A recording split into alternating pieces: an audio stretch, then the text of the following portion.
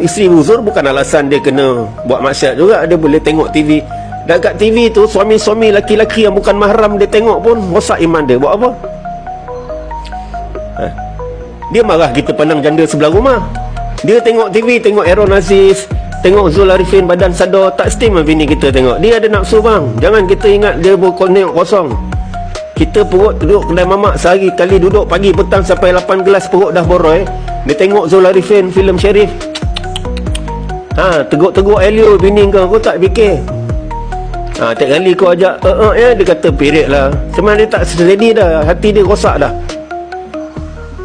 Allah begitu Quran, bukan lelaki saja, wanita pun tunduklah pandangan. Ada doa untuk wanita, Allahumma inni a'udzubika min fitnati rijal. Jauhkan daripada fitnah lelaki. Yang kau bagi dia tengok TV pukul 7, pukul 8, pukul 10, Asruria, Asrul Awani, Asruria, Asrul Drama, semua tengok TV 3, TV 1, RTM.